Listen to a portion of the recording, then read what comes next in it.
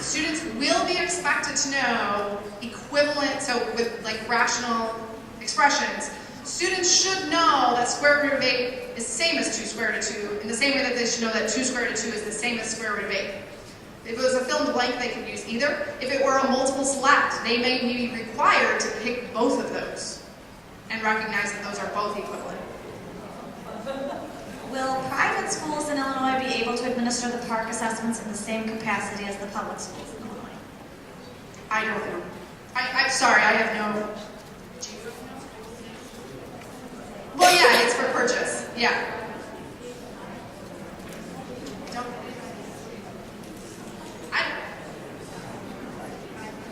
I really don't, I'm not going to speculate on that. It's just something I don't know anything about. Sorry. Is there or will there be a graduation requirement that all high school students take and pass an Algebra 2 exam or a Math 3 exam?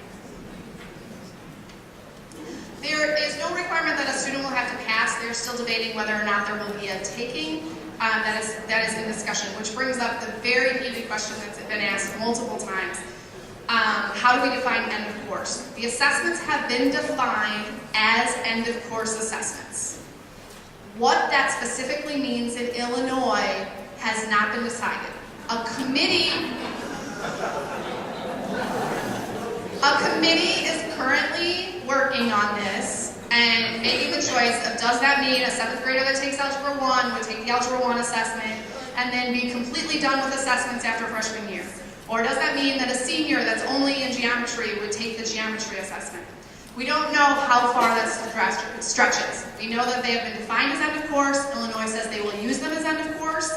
As for further specification, and I know, believe me, on the pre-register, I think we got 15 of those questions. And today, when people filled them out, I think we got another 13 of those questions. And I ask this question every day. So we know that this is important to you. And we are working, they are diligently working on coming to a solution. I think that most of us can probably agree, at least, I don't know, I can see that there is no perfect solution. And I think, there are ways for people to, we want what's best for the student. And we don't want people pushing students ahead because of what course they'll take. And we don't want schools deciding to hold back students to make sure that they're ready for, very 100% ready for that assessment. So they're trying to create a solution that is the most workable. I think I can recognize that that is a very difficult, complex, multiple possibilities, multiple scenario situation. So what you're saying is like it's an 8th grader who's in an Algebra 1 course, and they're selling track. Yeah. Would not necessarily have to take the 8th grade Correct. test. They may have to take the Algebra 1 test. May is perfect, exactly. That's What's in debate is an 8th grader that's taking Algebra 1, do they take the 8th grade assessment, do they take the Algebra 1 assessment? In Ohio, they take both. Yeah, so it doesn't look like we're leaning that costs more. So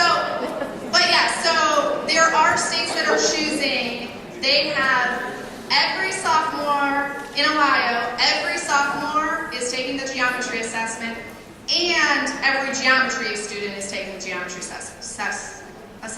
Whether that geometry student is in 6th grade or 12th grade. Does that make sense?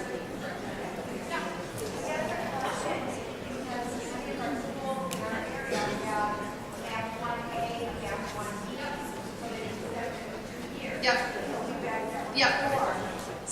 Same question. So the other question is, for students who take Algebra 1 or Math 1 over 2 years, who take any course over 2 years, yes, that all the scenarios that were written to us ahead of time and all the scenarios that are on there are written down. We have them specifically written as like, okay, does that mean this, this, and this? To make sure that whatever statement gets put out addresses all of those scenarios.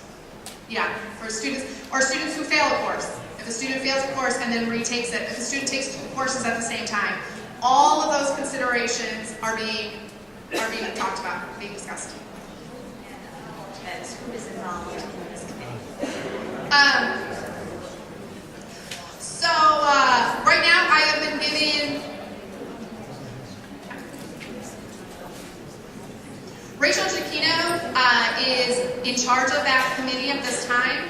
I've been told that if you have further end of course assessments, you can email her, and I have my email address, Jenny's email address, the Parcc website, Rachel's email address, and the Facebook page that I use, that you can write down any of those. So if you have a question on end of course, you can email her. Feel free to email me with any questions.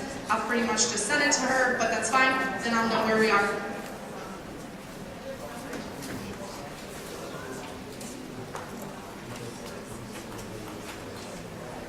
Yeah, we're going to try to get the this presentation specifically up on the ICTM listserv as soon as possible, within the next 3 days or so. Within the next, maybe, hopefully, he said. I will get it to Don and Bob immediately, and then we will get it up as soon as possible. On the ICTM website. Will there be a guide for each Parcc test specifically in high school? Will this follow the unit sequence from the Common Core?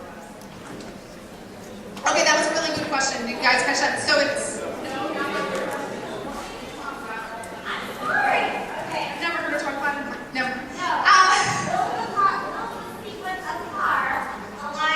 Will the sequence of Parcc basically align to Appendix A?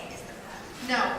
The answer is no. So Appendix A was put out with the Common Core in 2010, and it very specifically, that first page, which people fail to read, says this is one possible way to organize the courses. And there are obviously tons of overlap because there are certain things that have to be taught before other things are taught. But Parcc has laid out specifically, this is what's in the Parcc Math 1 or Algebra 1 assessment, and that is in the model content frameworks. And it specifically says, here's what's in Math 1, here's what's in Math 2. It breaks it down to what functions.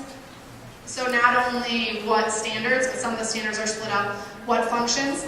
The evidence tables would also have that information. The evidence statements, all of them say, they might say a standard and then it'd say specifically limited to linear and quadratic. Are there Common Core standards for trig and pre-calc? No, kind of. There are,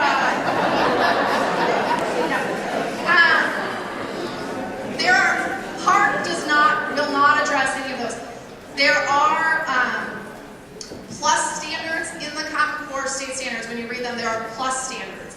Those don't necessarily have to be in a fourth-year course. Those could be students that are on some sort of accelerated track incorporated into Algebra 1, Geometry, and Algebra 2. So students may do, matrices are plus standards. They may do those in Algebra 1 with systems of equations or in a close unit.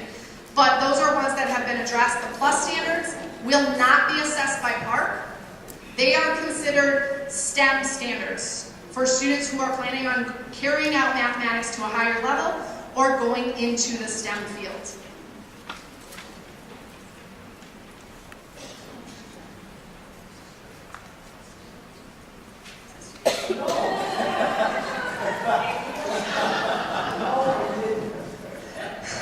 How much geometry will be assessed? Third grade specifically, and the high school generally. What % of questions will involve geometry? So we've seen everything is being placed into that major, supporting, or additional. And if we look at the evidence statements, we can see how those are broken down. The only thing you wouldn't have available by looking at those is, like I said, the probability of them occurring. But most of the major work is going to have a higher probability of occurring than the additional or supported. All right, I think that was the last written question. No? Okay, a couple of things that will be addressed in a later conversation. Some of the resources, publishers' criteria is a good thing, is a rubric that's out there to align curriculum. Dana and I will be talking about that more during the ISBE resources session later today. Somebody asked about possible curriculum choices. ISBE will not endorse a specific textbook, a publisher, anything like that. However, Jenny's the chair of the model curriculum, which if you haven't looked at it, there's a website on model curriculum for K-12, K-11,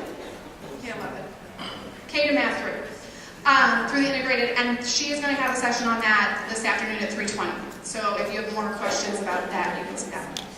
And some of the other questions, if they sound like they might be specific to one of those, will be addressed in either the Jenny session with Dana and I, with Kathy and Tony.